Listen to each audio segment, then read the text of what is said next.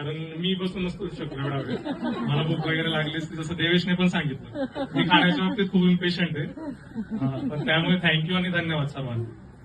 तर पहिले सगळ्यांनीच माझ्याबद्दल म्हणजे खूप कौतुकास्पद बोलले की चौथी स्कॉलरशिप वगैरे. तर ती साईड आहे. मी थोडी ह्युमन साईड सांगतो माझी. तर शाळेत बालपणी असताना आई वडील अपडाऊन करायचे रोज. तर मग ते घरी नसायचे आणि बऱ्याचदा आजी काका काकू असायचे. मग त्यांनीच म्हणजे माझं जो एक इमोशनल साईड होती, जो इमोशनल म्हणतो ना आपण एक स्टेबिलिटीसाठी, तर त्यांनी खूप कॉन्ट्रीब्युट केलंय. मी आजी गोदड्या शिवायची आमची आजी. तर तिच्यासमोर मी बसून राहायचो 3-4 तास. मग त्या सिटिंगमुळेच बहुतेक माझी अभ्यासाची कॅपॅसिटी वाढली असते. कारण आजीची गोदडी शिवून नाही झाली तोपर्यंत मला जेवायला भेटायचं. तर ते झालं. मग शाळेत मी जैन हायस्कूल धुळे इथे माझं 1ली ते 10वी पर्यंत शिक्षण घेतलं. 4थी 7वी स्कॉलरशिप, 10वी एनटीएसची एक्झाम उत्तीर्ण झालो. आणि त्यात माझ्यापेक्षा माझे शिक्षक आणि सोबतचा जो पिअर ग्रुप होता, म्हणजे आता जसं देवेश आहे, शुभम, या आता उपस्थित मित्र आहेत, तन्मय, नंतर बेहेरे सर, त्यांचा मुलगा शुभम बेहेरे, चेतन पवार, हे सगळे माझे बॅचमेटच होते. मग त्यांच्यात कॉम्पिटिशन करून आपण कसं यायचं हाच उद्देश असायचा. बाकी स्कॉलरशिपमध्ये येणार नाही येणार हे नंतरचं टार्गेट असायचं. तर मग असं आम्ही मग सगळेजण एकदम ग्रुपने अभ्यास करायचो. ते शाळेत चालू होतं आणि घरी तर मग होतच की आई वडील अपडाऊन करायचे.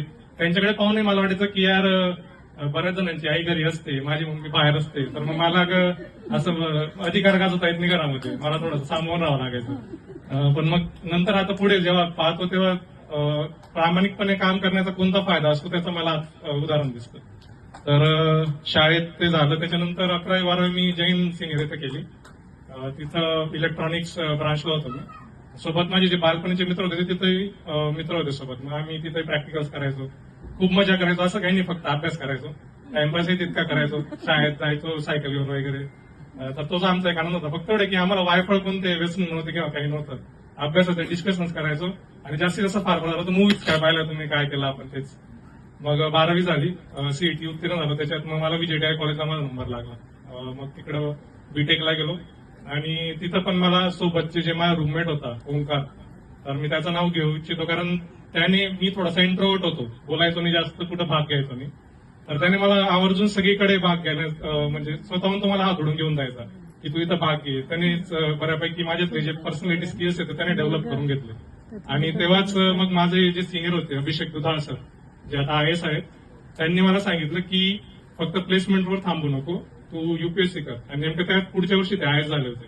तर मग मी त्यांना थोडंसं विचारलं की माझं जनरल नॉलेजचं इतकं माहित नाही, म्हणजे टेक्निकली मी हुशार आहे पण जनरल नॉलेज बद्दल मला इतकं माहित नाही कारण मी जनरल नॉलेजच्या एक्झाम्स खूप कमी दिल्या होत्या.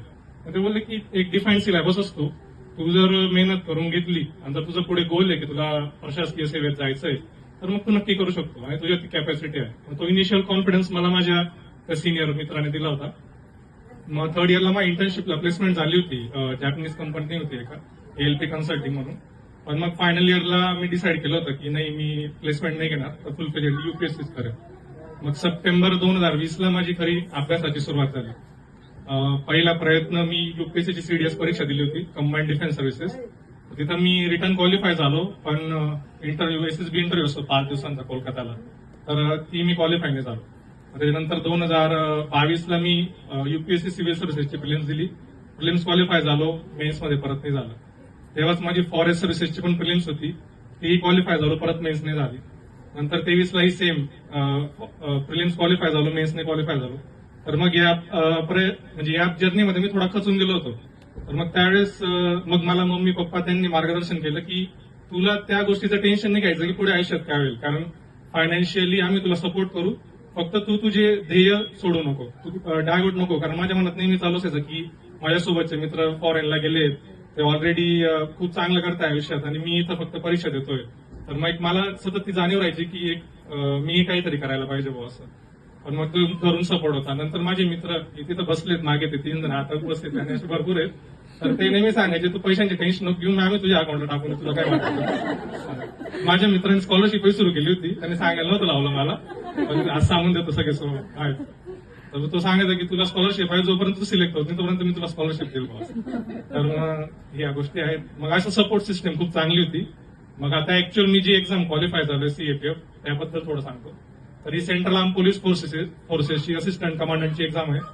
थोडक्यात सांगायचं तर डिफेन्स फोर्सेस आणि पोलीस फोर्सेस यांचा एक सुवर्ण मध्य म्हणजे एक्झाम आहे. जसे स्टेट पोलीस फोर्सेसमध्ये डीवायएसपी किंवा एसीपी असतात, तसेच सेंट्रल पोलीस फोर्सेसमध्ये असिस्टंट कमांडंट असतात. They are class 1 gazetted officers आणि त्यांचे ड्युटीज असतात की parliament security, airport security, VIP security म्हणजे जे आपण पीएम वगैरेची सिक्युरिटी बघतो, नंतर मग बॉर्डर सिक्युरिटी आणि मोठ्या लेवलवर रॉ, आयबी, एनआयए या ज्या संस्था आहेत त्यांच्या आणि युएन पीस कीपिंग मिशन्स यासाठी हे फोर्सेसचे ऑफिसर निवडले जातात. तर मग माझा मित्र चेतन पवार हा मागच्या वर्षीची एक्झाम क्वालिफाय झाला होता. त्याचं मार्गदर्शन घेऊन मग मी आणि माझा मित्र अनिकेत यांनी सुरुवात केली होती. अनिकेत आणि माझा अभ्यासाचा प्रवास सारखाच आहे, म्हणजे आम्ही सेम एक्झाम दिल्या आणि देवाच्या कृपेने आमचं सेम एक्झाम मध्ये सेम वर्षी सिलेक्शन झालं. तर तो आज नाही, पण त्याचे आईवडील आलेले त्यांना बोलले पुढे आता झालं. मग नंतर मग आम्ही पहिले रिटर्न क्वालिफाय झालो. कॉन्फिडन्स होता कारण इतक्या वर्षाचा अभ्यास होता सोबत. पण मेन चॅलेंज जसं देवेशने पण सांगितलं की फिजिकलचं होतं. तेवढ्या बॉडी वेट चार्ट मध्ये स्ट्रिक्ट डाएट फॉलो करून मला 3 महिन्यात 20 ते 23 किलो वजन कमी करायचं होतं. मग आणि नेमकं तेव्हा बहिणीच्या लग्नाचं पण म्हणजे नियोजन झालं होतं. तर मला थोडं टेन्शन आहे सगळं कसं कळेल, कारण घरी कामं पण असतील, आईवडील ऑलरेडी बिझी असतील, तर मी कुठे त्यांना ऍडिशनल टेन्शन देऊ. पण त्यावेळी पण माझे सगळे फॅमिली मेंबर एवढं बोलले की तू टेन्शन नको घेऊ, तू फक्त परीक्षेवर फोकस कर, बाकी आम्ही सगळं बघून घेऊ बॉस. तर मग त्यांचा एक सपोर्ट होता आणि मेन माझ्या मम्मीला त्याबद्दल मी थँक्यू म्हणतो की मी 3 महिने जे खाल्लं तेच माझ्या पूर्ण फॅमिलीने खाल्लेलं. म्हणजे डाएट त्यांनी माझं पूर्ण फॉलो केला. असं नाही की त्यांच्या मनात इच्छा झाली तर आपण काही खाऊ. मी जे खायचो तेच ते खायचे, तेवढंच मोजून आपण खायचे. आणि माझ्या थ्रू त्यांनी पण डाएट बद्दल भरपूर नॉलेज गेन करून घेतलं की काय असतं कसं असतं. तर मग मला असं कधी वाटलं नाही की मी प्रिपरेशन करतो, मला फक्त ग्राउंडवर जाऊन मेहनत करायची होती. आणि मुकेश पाटील सर आहेत ते आम्हाला पहाटे 5लाच बोलवायचे आणि पहाटे 5ला आमचा रगडा सुरू व्हायचा 2 तास प्रॉपर, आणि संध्याकाळी परत मग आमच्या एक्सरसाइज 2 तास. आणि डाएटसाठी मग धवल कलाल सर होते, त्यांनी मदत केली होती. आणि परत फिजिकलसाठी चेतन होताच सोबत, तो माझे मॉक घ्यायचा. माझे मित्र होते बाकी, ते ग्राउंडवर असायचे नेहमी, ते व्हिडिओ शूटिंग वगैरे करायचे की लॉंग जम्प होते का व्यवस्थित, कुठं कमी पडतोय.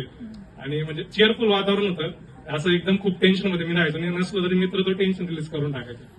तर मग फिजिकल क्वालिफाय झालो आणि मेडिकल एक्झाम पण क्वालिफाय झालो. मग मला इंटरव्ह्यू प्रिपरेशन करायची होती. आणि तेव्हा बहिणीचं लग्न पण एकदम सुरळीत पार पाडलं होतं, त्यामुळे तो एक ऍडिशनल सपोर्ट मला येऊन गेला होता की काही लागलं तर मग दिदी असायची, तिच्या घरचे असायचे. मग मी पुण्यालाच प्रिपरेशन केलं इंटरव्ह्यूसाठी. मग परत इंटरव्ह्यू मध्ये मेन असतं की पर्सनॅलिटी तुमची शो करायची असते. आणि आपण इतकं अंतर्मुख झालेलो असतो स्पर्धा परीक्षेमध्ये, सतत लायब्ररीत स्वतःचा विचार करून की आपलं एक पर्सनॅलिटीचा ऍस्पेक्ट आपल्याला पुंगलेला असतो. मग तो परत बाहेर आणणं यासाठी मग परत अधिकारीचे गायडन्स, नंतर बार्टी संस्था आहे Babasaheb Ambedkar research technical institute, त्यांची स्कॉलरशिप मिळते जे पण इंटरव्ह्यूसाठी पाहत होतात त्या विद्यार्थ्यांना. मग तसंच मग मला IPS Mahesh Bhagwat sir, IPS Ketan Patil sir, माझा मित्र IRS शुभम बेरे, नंतर CISF मध्ये सिलेक्ट चेतन पवार, हे सगळ्यांनी माझं खूप गायडन्स केलं. म्हणजे एकदम हँड होल्डिंग सपोर्ट केला की प्रोसेस कशी असते, तुला काय नेमकं शो करायचंय. प्रॉपर मी नोट्स बनवल्या सगळ्या गोष्टींच्या. म्हणजे माझ्या इंटरव्ह्यूच्या नावाच्याच 10 पानाच्या नोट्स होत्या की नावाचा अर्थ काय, असे करत करत टोटल मग 100-500 पानाच्या मी नोट्स बनवून ठेवल्या होत्या. यातलं मला विचारलं तर मला म्हणजे सांगता आलं पाहिजे सगळं बॉस. तर मग प्रॅक्टिससाठी मनिकेत होता माझ्यासोबत, म्हणजे नेहमी आमची जोडीच होती ती की फिजिकल पण आम्ही सोबत क्वालिफाय केलं. आणि इंटरव्ह्यूला पण मग त्याचा माझा 13 मेला इंटरव्ह्यू, त्याचा लगेच 16 मेला आला. ते पण आमचं एक दिल्लीचं म्हणजे जर्नी पण सोबत होती.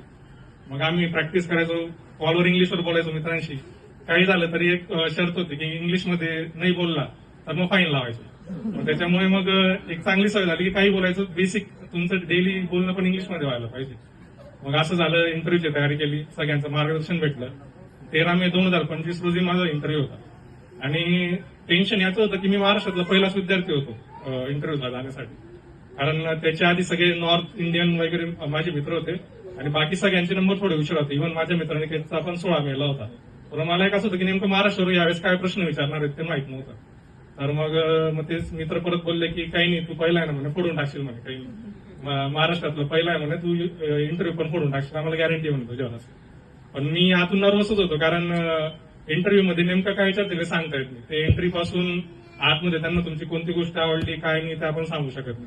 आणि ते सगळे सिनियर ऑफिसर्स असतात त्यामुळे ते चेहऱ्यावर एक्सप्रेशन पण दाखवत नाही की नेमकं तुम्ही बोलताय ते बरोबर बोलताय की चुकीचं बोलताय बॉस. मग ते टेन्शन अजून जास्त वाढायचं. तर मग 13 मेचा दिवस होता. युपीएससी भवनला माझा इंटरव्ह्यू झाला नवी दिल्लीमध्ये. पहिले त्यांनी स्क्रीनिंग केली डॉक्युमेंटची आणि नंतर मग त्यांचं एक सर्क्युलर सेंटर आले, तिथं सगळ्यांना बसवलं. पण तिथं एकदम रॉयल ट्रीटमेंट दिली त्यांनी. म्हणजे ना ज्यूस होता, फळं होते, खायला सगळं होतं. आणि आले का सर तुम्ही हे घ्या असं, आणि तुम्ही काहीच नका म्हणजे उठूही देत नाही ते खायवरून आपल्याला. आणि मग डॉक्युमेंट्स वगैरे चेक झाले, त्या सगळ्या फॉर्मॅलिटीज झाल्या आणि मग बोर्ड अलॉट झाले आम्हाला. पण बोर्डाचं नाव गोपनीय असं ते सांगत नाही शेवटपर्यंत. मग शेवटी 5 मिनिटं आधी ते बोलवतात. मला एक एक सरांचं नाव पास होत होते. राज शुक्ला सर होते, डिफेन्स एक्सपर्ट आहे. त्यांचं बोर्ड मला नको होतं कारण ते खूप किचकट आयरवरचे प्रश्न विचारतात. मग ते पास झालं. म्हटलं मी तेव्हाला थँक्यू म्हटलं की बरं झालं बस. मग असं करत करत मग मला बीबी सोयन सरांचं बोर्ड आलं. त्यांच्याबद्दल मी वाचलं होतं की ते सर एकच क्वेश्चन विचारतात आणि त्या क्वेश्चनचं त्यांना सॅटिस्फाईड आन्सर वाटलं तर इंटरव्ह्यू पुढे जातो आणि ते एकदम क्रिटिकल अनालिसिस करतात. नाहीतर मग ते त्याच्यावरच म्हणजे एकाच प्रश्नावर ते एकदम क्रॉस क्वेश्चनिंग करून करून कॅन्डिडेटला ग्रिल करून टाकतात. मग मला फक्त एवढं बाहेर बसल्यावर कळलं होतं की पहिला प्रश्न मला नीट हँडल करायचा आहे. आणि मी तेव्हा बाहेर थोडंसं मनातल्या मनात हे करत होतो. तर मग ते शिपाई काकांना पण वाटलं की टेन्शन मध्ये दिसतोय पोरगा खूप असं. मग त्यांनी तो कूलर आणून माझ्याजवळ ठेवला आणि ते म्हणले की सरजी आपका इंटरव्ह्यू अच्छा होगा म्हणे, आप सिर्फ जाइए अंदर वो असं. 5 मिनिटं आधी मला मध्ये बोलवलं आणि नेमकं असं होतं एंट्री झाली तर जनरली समोर बोर्ड बसलेला असतो, पण यावेळेस त्यांनी सिटिंग चेंज करून राईट हँड साईडला बसले होते. तर मी एंट्री झाल्यानंतर समोर कोणीच नव्हतं. मग मला वाटलं की सर कुठे आहेत. नंतर मध्ये बोलले की आई वसईकरजी म्हणे, आई आहे म्हणे. मग मला नंतर कळलं की राईट हँड साईडला बोर्ड बसलेला आहे. मग मी तिकडे गेलो, त्यांना सगळ्यांना ग्रीट केलं आणि त्यातले चेअरपर्सनच म्हणले की you are already looking like an officer Nikhil सरजी म्हणे, असं बोलले ते मला. मग मला तिथं थोडं कॉन्फिडन्स झाला की मी इंटरव्ह्यू चांगला जाऊ शकतो, मला फक्त मिस्टेक्स नाही करायच्या आहेत. मग मी बसलो, त्यांना थँक्यू म्हटलं आणि मग त्याच्यानंतर त्यांनी मला पहिला क्वेश्चन धुळ्यावर विचारला. धुळ्याच्या समस्या काय आहेत, धुळे काय का मागासले ते चांगल्या ठिकाणी असून, महाराष्ट्र बजेटचे क्वेश्चन विचारले. मग मी ते सगळे उत्तर दिले. त्याच्यानंतर मग त्यांनी जनरली माझ्याबद्दल जाणून घेण्याचा प्रयत्न जास्त केला. बालपणापासून ग्रॅज्युएशनला मी काय केलं किंवा माझे आईवडील काय करतात, शिक्षण क्षेत्रातलं. मग त्यांनी क्वेश्चन मला मग आरटी ऍक्ट विचारले की आईवडील शिक्षक, मग आरटी ऍक्टचे डिटेल प्रोव्हिजन्स विचारले, त्याचे उत्तर दिले बरोबर. मग सीएपीएफ मध्ये काय यायचं ते विचारलं. मग तू परत सिव्हिल सर्व्हिसेस देणार आहे का ते पण क्वेश्चन विचारलं. तर मी ऑनेस्टली उत्तर दिले की येस सर, ही परीक्षा क्वालिफाय झाल्यावर तुम्ही सिव्हिल सर्व्हिसेस देईल, कारण आपलं कॉन्स्टिट्यूशन अलाव करतं की तुम्ही तुमचं पर्सनॅलिटी डेव्हलप करून मॅक्सिमम जेवढं अचीव्ह करता येईल तेवढं अचीव्ह करा. तर मग ते उत्तर बहुतेक त्यांना आवडलं होतं, कारण मी थोडं कॉन्स्टिट्यूशनचा रेफरन्स देत होता आपल्या संविधानाचा. आणि मग नंतर इंटरव्ह्यू झाल्यावर त्यांनी मला एक विचारलं, तुला कसं वाटतं, तुझा इंटरव्ह्यू कसा झाला. मग म्हटलं सर, मला माझ्या पद्धतीने तर मी सगळे उत्तर बरोबर दिले, पण आता सगळं तुमच्यावर आहे सर. तुम्हाला जर वाटलं की माझ्यात ऑफिसरला क्वालिटीज आहेत तर तुम्ही मला सिलेक्ट करा, अदरवाईज मी परत येईल, पुन्हा येईल आणि सिलेक्ट होईल असं बोललो. मग त्यांनी असलं आणि थँक्यू म्हणून मला परत पाठवलं. तर इंटरव्ह्यू चांगल्या नोटवर संपल्यामुळे मला एक तर गॅरंटी होती की इंटरव्ह्यू माझ्या सिलेक्शन मधला एक मोठा फॅक्टर असेल. आणि तसंच झालं. मला इंटरव्ह्यूला म्हणजे almost one of the top most mark 105 mark मिळाले मला, आणि मग त्यामुळेच माझं सिलेक्शन झालंय. तर मग सांगायचा येतो आज की युपीएससी पूर्ण पर्सनॅलिटी चेक करते, फक्त अभ्यास नाही तर बाकीच्या गोष्टी पण, की तुमचं बाकीचं ज्ञान कसं आहे, तुम्ही बोलतात कसे, किंवा तुमचा व्ह्यू कसा आहे समाजातल्या प्रत्येक व्यक्तीबद्दल, घटकाबद्दल तुमची काय प्रतिक्रिया आहे, आणि तुम्ही कामसू व्यक्ती आहेत का हे ते बघतात. कारण जनरली त्यांना अधिकार गाजवणारे लोक सर्व्हिसमध्ये नकोय. त्यांना जे प्रामाणिकपणे काम करतील,